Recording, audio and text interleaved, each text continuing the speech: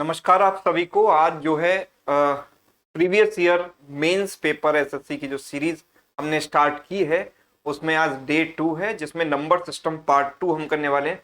कल हमने number system SSC CGL mains के मेमोरी बेस्ड क्वेश्चंस जो किए थे वो 2010 और 11 के किए थे। आज हम 12 और 13 के क्वेश्चंस करेंगे। ठीक है, चलिए तो स्टार्ट करते हैं हम।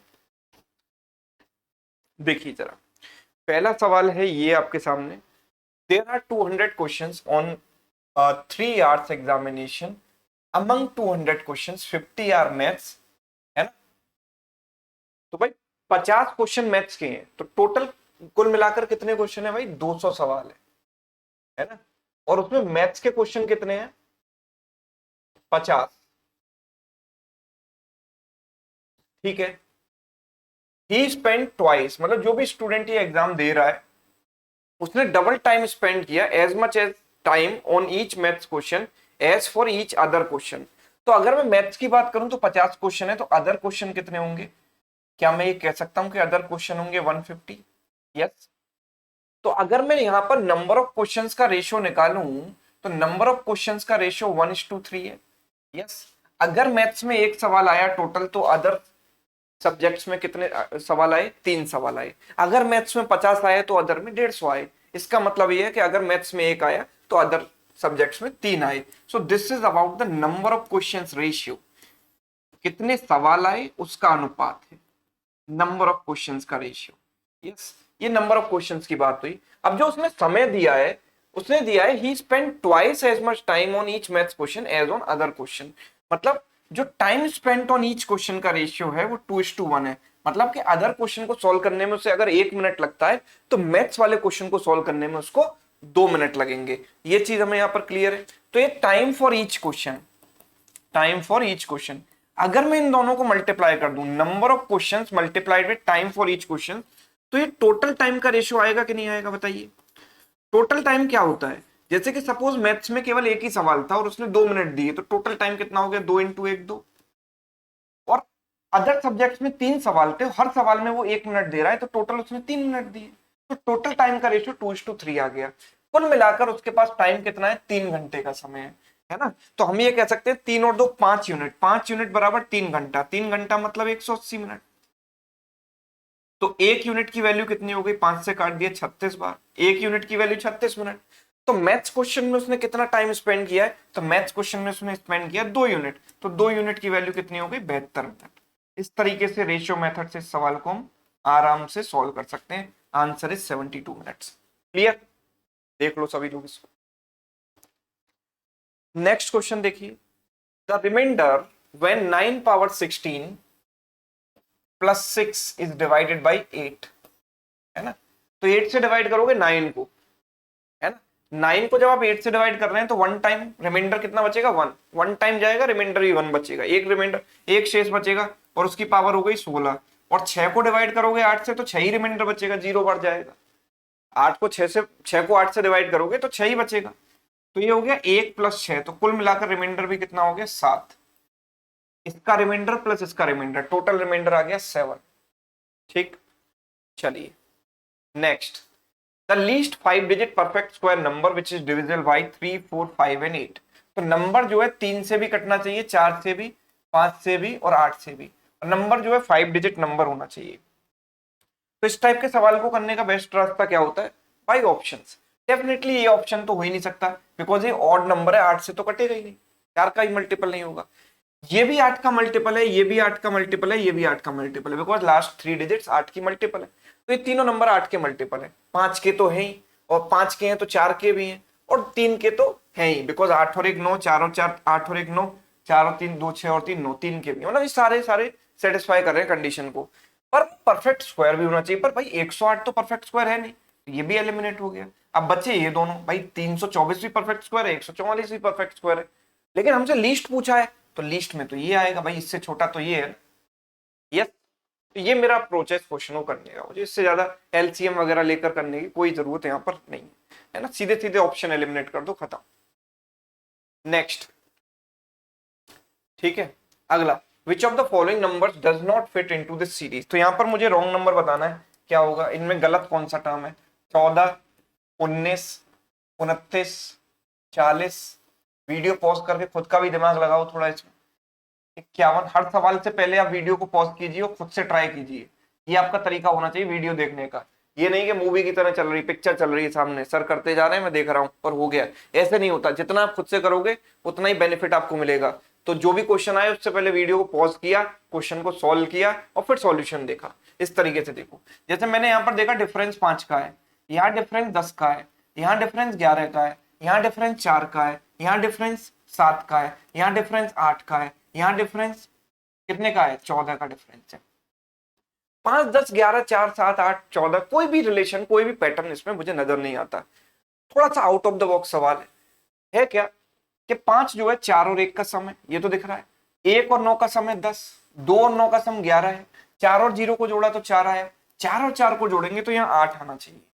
यस, यहाँ क्या आना चाहिए, 8 का गैप आना चाहिए। तो जब 8 का गैप आएगा तो ये आ जाएगा 52, 52, ना कि ये। और फिर 5 और 2 7 का गैप आएगा तो 52 + 7 तो 59 होता ही है ना। और बाकी 9 और 4, 9 और 5 14, 14 इसमें जोड़ोगे तो यही आएगा। That means 51 is wrong. ठीक है, गॉट द लॉजिक, लॉजिक समझ आया सभी को। चलिए अगला सवाल देखिए, 19 की पावर 100 को 20 से अगर डिवाइड करेंगे तो क्या आएगा, रिमाइंडर। तो भाई 19 अगर 20 से डिवाइड होता है तो रिमाइंडर बचता है -1, बिकॉज 19 जो है 20 से एक कम है, एक कम है तो रिमाइंडर -1, और -1 की इवन पावर क्या हो जाती है, 1 हो जाती है। तो आंसर क्या हो गया इसका, 1 हो गया। बहुत सिंपल सवाल है रिमाइंडर का। Next question, a toy factory manufactured a batch of electronic toys, है ना, if the toy were packed in the boxes of 115 each. तो ये सवाल थोड़ा सा लॉजिकल है, ध्यान से समझने की इसको जरूरत है आपको। 115 टॉय मैंने हर बॉक्स में रखे, हर बॉक्स में 115 खिलौने रखे, है ना। तो 13 boxes would not be filled completely, 13 boxes भी पूरे पूरे नहीं भर पाएंगे। मतलब मैं ये कह सकता हूं कि नंबर ऑफ टॉयज जो है वो इससे कम है, 115 इंटू 13 से। भाई पूरे बॉक्स पूरे नहीं भर पाए, 13 बॉक्स पूरे नहीं भर पाए।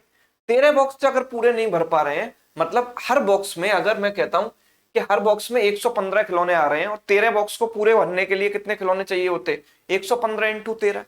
कुल मिलाकर खिलौने इतने चाहिए थे ना मुझको, लेकिन वो बॉक्स पूरे नहीं भर पाए, मतलब जो खिलौने हैं वो इससे कम रह गए, जो खिलौने हैं वो इससे कम रह गए। इसी तरीके से if the toys were packed in the boxes of 65 each, 22 such boxes would not be enough to pack all of them।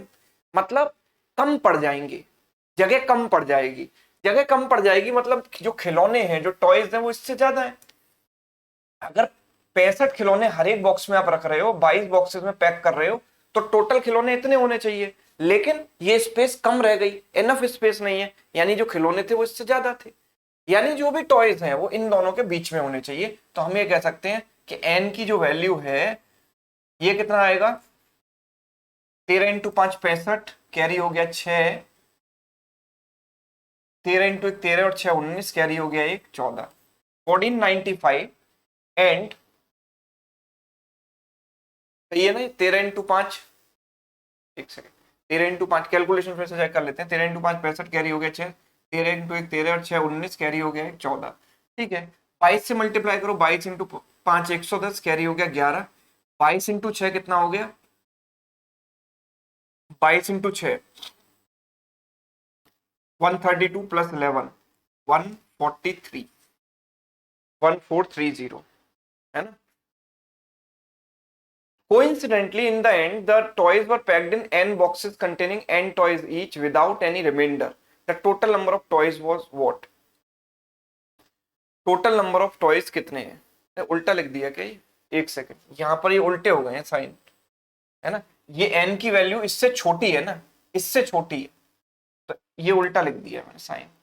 भाई यहाँ पर ये n तो यहाँ पर यूज हुआ है, तो मैं x ले ले रहा हूँ, नंबर ऑफ बॉक्सेस को x ले ले रहा हूँ। ठीक है, तो ये जो x की वैल्यू है, x की वैल्यू जो है वो इससे छोटी है, तो इस वाली वैल्यू से छोटी है और इससे बड़ी है, तभी मैं कह रहा कि उल्टा क्यों आ रहा है ना। तो मतलब ये जो टॉयज है वो इन दोनों के बीच में आना चाहिए, 1430 और 1495 के बीच में। तो ये वैल्यू तो इसके बीच में है ही, ये भी है, ये भी है और ये नहीं है, तो ये तो एलिमिनेट हो गई, तो बची ए बी और डी। अच्छा, अगर मैंने उनको टॉयज को n बॉक्सेस में पैक किया और हर बॉक्स में मैंने n टॉयज रखे, तो नंबर ऑफ टॉयज टोटल कितने हो गए, n इंटू एन, मतलब number of toys perfect square होने चाहिए। नंबर ऑफ टॉयज क्या होने चाहिए, परफेक्ट स्क्वायर होने चाहिए। परफेक्ट स्क्वायर इन तीनों में से कौन सी वैल्यू है, ये वाली। ये किसका स्क्वायर होता है ना, ये किसका स्क्वायर होता है, 38 का स्क्वायर होता है ये, right, 1444। So answer is a. भाई ये दोनों तो परफेक्ट स्क्वायर होते नहीं है। देखो आज साथ के साथ में एक और जरूरी बात यहां बता दूं, कैसे आइडेंटिफाई करें कि कोई संख्या परफेक्ट स्क्वायर नहीं है ना। तो इसके लिए जो भी संख्या परफेक्ट स्क्वायर होती है उसका जो आखिरी दो डिजिट है, आखिरी का जो दो अंक होता है, वो एक स्क्वायर से लेकर 25 स्क्वायर के बीच जो आखिरी दो अंक है उनसे कहीं ना कहीं मैच करता है। एक स्क्वायर से 25 स्क्वायर तक सारे स्क्वायर आपको याद होंगे, है ना। तो कहीं किसी स्क्वायर में 54 आता है क्या, एक से लेकर 25 तक के स्क्वायर में कहीं 54 आपने देखा है, नहीं देखा। तो ये तो हो ही नहीं सकता किसी का स्क्वायर। क्या एक से 25 के स्क्वायर में कहीं ना कहीं 34 आता है क्या, नहीं आता, तो ये भी नहीं हो सकता। 44 आता है, यस 44 12 के स्क्वायर में आता है, 12 का स्क्वायर 144, राइट। तो 44 वहां पर आता है, तो this is correct, right. Otherwise आप अगर ये चीज नहीं भी करते यहां पर, और आप एंड वाली लाइन पढ़ लेते पहले कि एन बॉक्सेस हैं और हर बॉक्स में एन टॉयज फिट हो गए, तो मतलब टोटल जो टॉयज हैं वो परफेक्ट स्क्वायर है, तो इन सारे नंबर्स में परफेक्ट स्क्वायर केवल एक ही है। मतलब एग्जामिनर ने यहाँ पर इतना दिमाग भी नहीं लगाया कि एक दो ऑप्शन ऐसे दे देता जो परफेक्ट स्क्वायर है, या फिर जानबूझकर उन्होंने ऐसा रखा है कि ऑप्शन एलिमिनेशन से क्वेश्चन सॉल्व हो जाए, है ना, कि अगर कोई बच्चा लास्ट लाइन पहले पढ़ लेता है तो वो बिना सॉल्व किए आंसर लगा सकता है। तो प्रॉपर तरीका तो ये है इसको करने का, लेकिन अगर आप लास्ट लाइन पहले पढ़ते हो तो एक ही परफेक्ट स्क्वायर यहां पर मिल रहा है, तो option A is right answer, बिना सॉल्व किए आप आंसर लगा सकते हो। अगला सवाल है ये, यहाँ पर 1 2 3 4 5 6 पॉइंट के बाद डेसिमल है, यहाँ भी 6 पॉइंट के बाद डेसिमल है, पॉइंट से पॉइंट कट गया, ऊपर आ गया 729 का cube root of 729, and this is what 85184 का क्यूब रूट, यस 85184 का क्यूब रूट, राइट। अगर 729 के क्यूब रूट की बात करें, आप जानते हो 9 होता है, और इतने बड़े नंबर का क्यूब रूट कैसे निकालें, तो क्यूब रूट निकालने का तरीका आपको पता होना चाहिए। आखिरी की 3 डिजिट हमने कर दी कैंसिल, आखिरी की 3 डिजिट जब कैंसिल करी तो एंड में 4 आ रहा है, तो 4 क्या होगा, 4 किसके क्यूब में आता है, 4 के क्यूब में आता है, 4 क्यूब 64, तो यूनिट डिजिट पर तो 4 आएगा। अब बस मुझे ये देखना होता है जो बचा हुआ हिस्सा है वो किस किस क्यूब के बीच में है। तो मैंने देखा कि 4 का क्यूब होता है 64 और 5 का क्यूब होता है 125, 64 और 125 के बीच में ये नंबर है, तो इनमें से छोटा नंबर कौन सा है, 4, वो 4 मैंने यहां लिख दिया। तो answer is 9/44, yes 9/44, that means option D. Clear है सभी को, यस। चलिए अगला सवाल, कंप्लीट दिस सीरीज। आपको इस सीरीज में मिसिंग टर्म क्या है ये बताना है।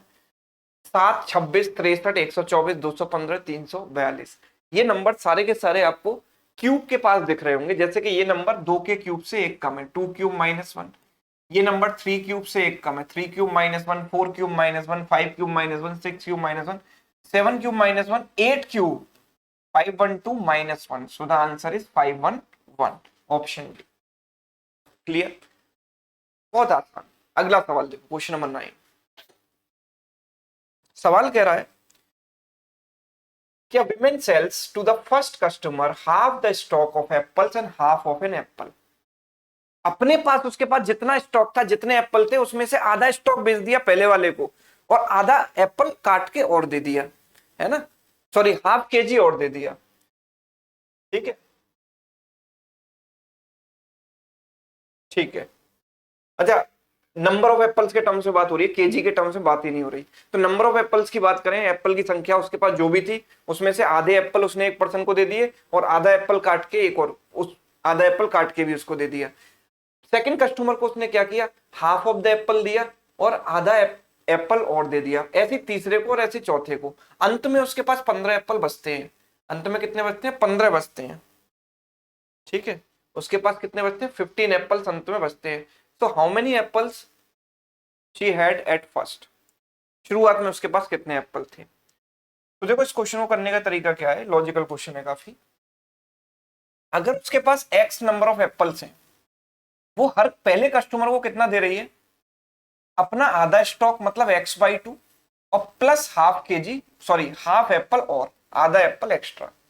इतना देने के बाद बचेगा कितना, क्या मैं ये कह सकता हूं कि बचेगा x - x/2, मतलब x/2 +1, एक्स प्लस 1/2 ये कह सकते हैं ना, सॉरी माइनस एक्स माइनस 1/2, ये होगा x/2 माइनस 1/2, मतलब x माइनस 1/2 इतना बचेगा ना उसके पास।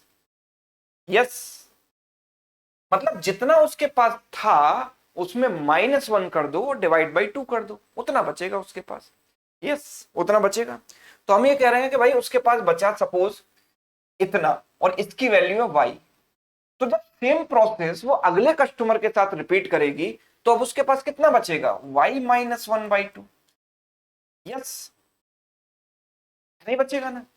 Yes, and that is equal to suppose z।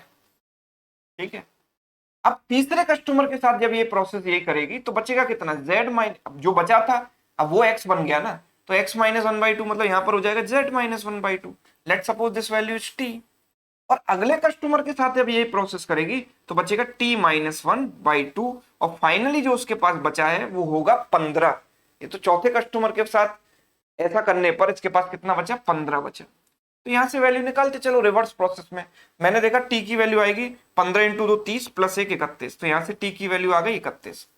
T की वैल्यू 31 मैंने यहां रख दी, तो 31 इंटू 2 62, 62 और 1 63, तो जेड की वैल्यू आ गई 63, वो यहां रख दी। तो 2 इंटू 63 126 प्लस 1 127, तो वाई की वैल्यू 127 आ गई। और जब वाई की वैल्यू 127 आई तो 2 इंटू 127 254, 254 और 1 255, तो एक्स की वैल्यू आ जाएगी 255। रिवर्स ऑर्डर में हम चलते चलेंगे, आंसर आ जाएगा। So answer is option B 255। Clear है, देख लीजिए, समझ लीजिए इसको। अगला सवाल देखिए, अगला सवाल है ये, the taxi charges in a city contain fixed charges plus additional charge पर किलोमीटर। भैया टैक्सी में आप जाते हो तो वो ये कहता है कि भाई 100 रुपए तो लगेगा ही लगेगा, उसके ऊपर आप जितना चलते हो वो आपको पर किलोमीटर के हिसाब से पे करना पड़ेगा, वरना कस्टमर क्या करेगा कि भैया अभी यहाँ तक सामने तक जाना है, जरा टैक्सी में बैठाना, तो भाई ये तो 100 मीटर ही हुआ, 1 मीटर का चार्ज, 1 किलोमीटर का चार्ज अगर 10 रुपए चल रहा है या 20 रुपए चल रहा है, तो 100 मीटर का मतलब वो 2 रुपए देकर भाग जाएगा और उसकी दूसरी सवारी रह जाएंगी वहीं खड़ी हुई। उसमें 200 मीटर के लिए टैक्सी बुक करी है, 100 मीटर के लिए, है ना। तो इसीलिए टैक्सी वाले क्या करते हैं कि एक फिक्स चार्ज लगाते हैं कि भाई आप कितनी भी डिस्टेंस जाएं, एक फिक्स चार्ज तो आपको देना ही पड़ेगा। उसके अलावा आपको एक वेरिएबल चार्ज भी देना पड़ेगा जो कि पर किलोमीटर के हिसाब से लगेगा, राइट। तो अगर कोई कस्टमर 10 किलोमीटर चल रहा है तो उसको लेने पड़ रहे हैं 350 रुपए, और अगर कोई 25 किलोमीटर चला तो उसको देने पड़ रहे हैं 850 रुपए। तो मैं ये कह रहा हूं कि भाई 10 किलोमीटर चलने पर देने पड़ रहे हैं उसको 350 रुपए, और 25 किलोमीटर चलने पर उसे देने पड़ रहे हैं 800 रुपए। इसमें फिक्स कॉस्ट भी इन्वॉल्व है और वेरिएबल कॉस्ट भी इन्वॉल्व है, fix cost plus variable cost दोनों इन्वॉल्व। वेरिएबल कॉस्ट तो दोनों केसेस में अलग अलग होगी, क्योंकि यहाँ वो चला है 10 किलोमीटर, यहाँ 25 किलोमीटर, पर किलोमीटर के हिसाब से चार्ज लगेगा, तो 10 किलोमीटर 25 किलोमीटर का चार्ज अलग होगा, लेकिन फिक्स कॉस्ट दोनों में सेम होगी। तो अगर मैं सेकंड वाले में से फर्स्ट वाले को माइनस करता हूं तो 15 किलोमीटर आएगा और यहाँ आएगा 450। तो यहां से फिक्स कॉस्ट कैंसिल हो गई ना दोनों में से। जब मैंने इसमें से इसको घटाया तो फिक्स कॉस्ट यहां पर भी इन्वॉल्व थी, यहां पर भी इन्वॉल्व थी, जब मैंने घटाया तो फिक्स से फिक्स कैंसिल हो गई, राइट। तो अब ये वेरिएबल कॉस्ट है 15 किलोमीटर की इतनी, तो 1 किलोमीटर की कितनी, 30 रुपए। तो हम ये कह रहे हैं कि वेरिएबल कॉस्ट 1 किलोमीटर की 30 रुपए लगती है, ये चीज हमारे सामने क्लियर हो गई। जब वेरिएबल कॉस्ट 1 किलोमीटर की 3 रुपए लगती है तो फिक्स कॉस्ट कितनी लगती है, तो 10 किलोमीटर की वेरिएबल कॉस्ट कितनी हो गई, 300 रुपए। और अगर 10 किलोमीटर के लिए आपको 350 देने पड़े हैं, मतलब 50 रुपए वाली जो है वो फिक्स कॉस्ट है। यस, आप समझो ना बात को, कि वेरिएबल कॉस्ट जो पर किलोमीटर कॉस्ट लगती है 1 किलोमीटर के लिए 30 रुपए लगती है, 1 किलोमीटर के लिए 30 रुपए, तो 10 किलोमीटर वाले केस में आपको 300 रुपए वेरिएबल कॉस्ट देनी पड़ी होगी। आपको चार्ज किए गए 350 रुपए, मतलब 50 रुपए आपकी क्या है, फिक्स कॉस्ट है। तो हमें ये बताना है कि 30 किलोमीटर के लिए कितना चार्ज लगेगा। तो 30 किलोमीटर के लिए चार्ज हमें निकालना है, तो 30 किलोमीटर के लिए क्या होगा, फिक्स कॉस्ट होगी 50 रुपए, प्लस 30 किलोमीटर है और पर किलोमीटर कॉस्ट कितनी है आपकी, 30 रुपए, तो 30 इंटू 30, तो 900 प्लस 50, 950 रुपए आपको टोटल पे करने पड़ेंगे। Answer is option B. ठीक है, ओके। अगला सवाल देखिए, सवाल है ये 2 की power 32 minus 2 plus 1 into 2 square plus 1, 2 power 4 plus 1, 2 power 8 plus 1 and 2 power 16 plus 1। ये आपको सॉल्व करना है। तो एक तरीका तो ये कि सारी वैल्यू निकालो, 2 की पावर 16 भी निकालनी पड़ेगी, ये फिर इन सबका मल्टीप्लाई करोगे, फिर इसको निकालोगे, आंसर निकालोगे, तो बहुत समय लग जाएगा। बहुत खतरनाक कैलकुलेशन है। तो जब भी इस टाइप का सवाल आता है, आपको करना क्या है, देखो सिंपल प्रोसेस में बता रहा हूं। यहां पर 2 की पावर 32 है, इसको अभी छोड़ो। इसको हम क्या कर सकते हैं, 2 - 1 और 2 - 1 से मल्टीप्लाई और डिवाइड कर सकते हैं। बस कोई फर्क पड़ेगा क्या? नहीं पड़ेगा। ऊपर नीचे मल्टीप्लाई डिवाइड किया है ना, तो कोई फर्क नहीं पड़ेगा। वैसे भी ये 1 है इसकी वैल्यू, है ना। तो आप जरा देखो कि ऊपर क्या बनता जाएगा, बस आप इमेजिन कीजिए। अगर मैं इन दोनों को कंबाइन करूंगा तो a plus B into A minus B बना। a plus B into A minus B is A square minus B square, तो it will become 2 square minus 1 का स्क्वायर। यस। फिर जब इन दोनों का रिजल्ट आएगा तो ये दोनों कंबाइन होंगे, ये और ये। तो इससे क्या बनेगा, 2 की पावर 4 माइनस 1 की पावर 4, बिकॉज यहां पर भी a minus B into A plus B बन रहा है। तो A square minus B square, तो इसका स्क्वायर 2 की पावर 4 और इसका स्क्वायर 1, तो 2 की पावर 4 माइनस 1 बनेगा। तो 2 की पावर 4 माइनस 1 इससे कंबाइन होगा तो क्या बनेगा, 2 की पावर 8 माइनस 1। 2 की पावर 8 माइनस 1 और 2 की पावर 8 प्लस 1 को कंबाइन करोगे तो क्या बनेगा, 2 की पावर 16 माइनस 1। और 2 की पावर 16 माइनस 1 और 2 की पावर 16 प्लस 1 कंबाइन होगा तो क्या बनेगा, 2 की पावर 32 माइनस 1। और यहां पर 2 की पावर 32 पहले से ही है, माइनस ये। ठीक है। तो 2 की पावर 32 से माइनस 2 पावर 32 कट गया, 0 हो गया, माइनस माइनस क्या हो गया, प्लस हो गया। तो +1 हमारा आंसर आएगा इसका ही। यस। तो आपने देखा कि लॉजिक लगाकर ये सवाल मेंटली सॉल्व हो गया, इसमें कुछ भी कैलकुलेशन करने की जरूरत नहीं थी। आगे बढ़ेंगे, question number 12। If the expression x plus 809436 into 809438 be a perfect square, ये एक पूर्ण वर्ग है, परफेक्ट स्क्वायर है, तो x की वैल्यू क्या होगी। तो सीधी बात है भाई, ये है देखो 809437 माइनस 1 है, और ये क्या है 809437 प्लस 1। तो a minus B into A plus B, तो क्या हो गया, A square minus B square. 809437 का स्क्वायर माइनस 1 का स्क्वायर, और ये क्या है x। अगर इस पूरे नंबर को परफेक्ट स्क्वायर मुझे बनाना है तो मुझे इसको इससे काटना पड़ेगा, तभी तो ये परफेक्ट स्क्वायर बनेगा। यानी x की वैल्यू, अगर ये -1 है तो ये x की वैल्यू क्या होनी चाहिए, +1। x की वैल्यू क्या होनी चाहिए, +1। Option D is correct answer. Next, when 335 is added to 5a7 the result is 8b2। तो मैंने 335 को जोड़ा है किसमें, 5a7 में, और जो रिजल्ट आ रहा है वो आ रहा है 8b2। क्या आ रहा है, 8b2। तो 8b2 इज डिविजिबल बाय 3, ये नंबर 3 का मल्टीपल है ना। So what is the largest possible value of A. So better is to go by option. Option से करेंगे बहुत जल्दी हो जाएगा। ए की लार्जेस्ट वैल्यू बतानी है तो मैं सबसे पहले लार्जेस्ट ऑप्शन उठाता हूं। यहां से लार्जेस्ट ऑप्शन है हमारे पास 8, तो ए की वैल्यू अगर मैं 8 रखता हूं तो 335 प्लस 587, ये क्या बनेगा, आप देखो 7 और 5 12, ये 12 और ये 9।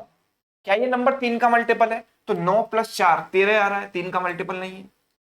फिर मैंने नेक्स्ट बड़ा नंबर रखा, 8 के बाद नेक्स्ट बड़ा नंबर कौन सा है, 4, तो मैं 4 रखता हूं। अगर मैं 4 रखूंगा तो 335 प्लस 547, यही आएगा।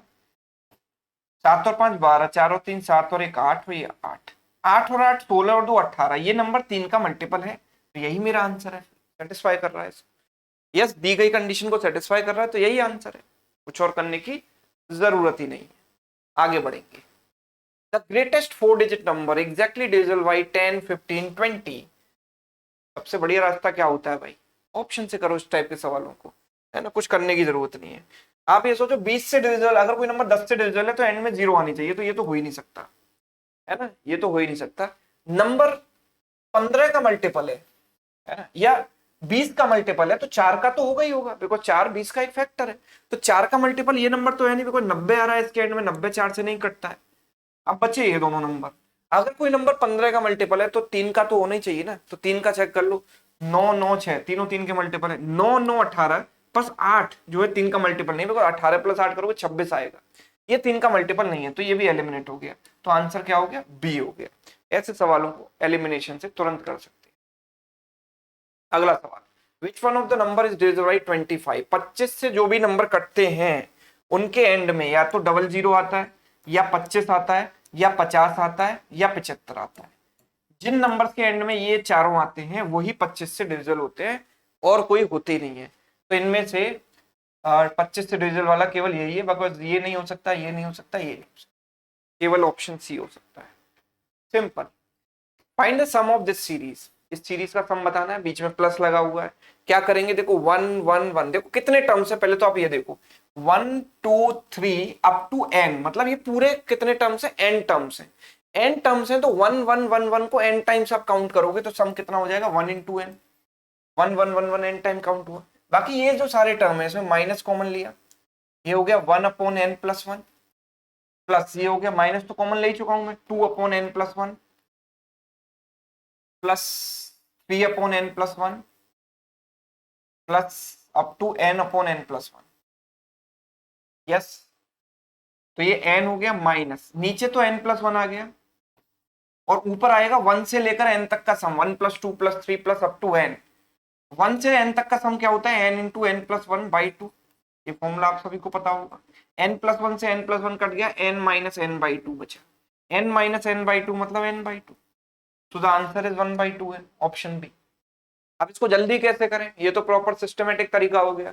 जल्दी करें, बिना पेन पिक किए इस सवाल को कैसे कर सकते हैं? ऐसे उड़ाएंगे चुटकियों में 1 सेकंड के अंदर। कैसे? देखो,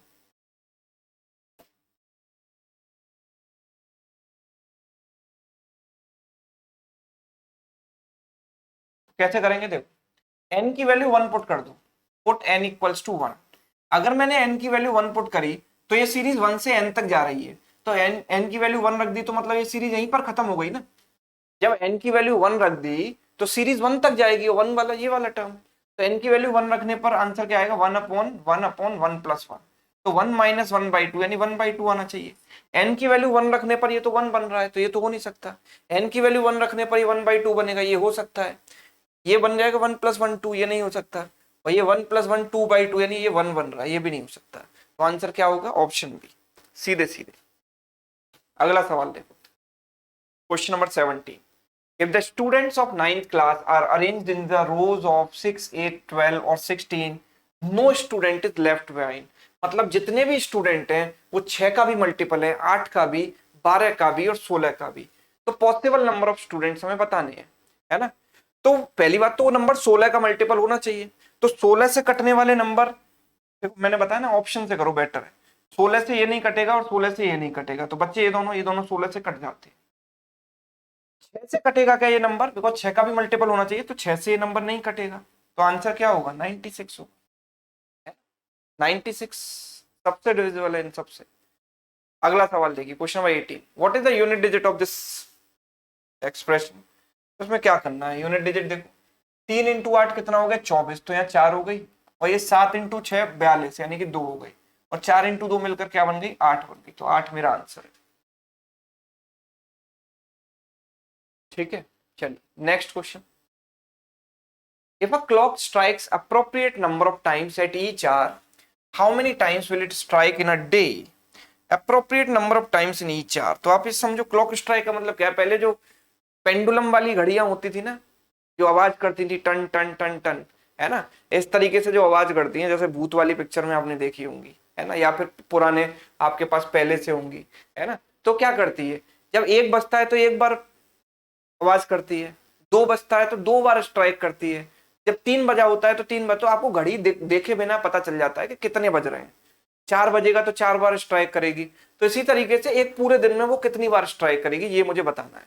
तो 1 बजे 1 बार, 2 बजे 2 बार, 3 बजे 3 बार, 4 बजे 4 बार, और अप टू 12 बजे तक 12 बार। और सीरीज को मुझे 2 से भी मल्टीप्लाई क्यों करना पड़ेगा? क्योंकि एक तो 2 बार बजते हैं ना दिन में, सुबह के एक, दोपहर के एक और रात के एक, है ना? 2 भी 2 बार बजते हैं, 2 AM 2 PM। 3 भी 3 बार 2 बार बजता है, 3 AM 3 PM। और 4 भी 2 बार बजता है, 4 AM 4 PM, इस तरीके से, राइट। और 12 भी 2 बार बजते हैं, दोपहर के 12 और रात के 12, ठीक है। तो ये कितना हो जाएगा 12 इंटू, देखो n इंटू n प्लस 1/2 लगाया, 12 इंटू 13/2 n इंटू 2, 2 से 2 कैंसिल हो गया, 13 इंटू 12 कितना हो गया 156। आंसर इज ऑप्शन बी 156, ठीक है। चलिए नेक्स्ट, इस सवाल का शॉर्टकट मैं पिछली क्लास में बता ही चुका हूं, आपको कुछ करना नहीं है इसमें, है ना। इसको 2 कोप्राइम पार्ट्स में तोड़िए, 2 कोप्राइम पार्ट्स में आप तोड़ेंगे इसको, तो कोप्राइम का मतलब है कि इसको 5 इंटू 6 लिख सकते हैं, 5 और 6 में कुछ भी कॉमन नहीं है।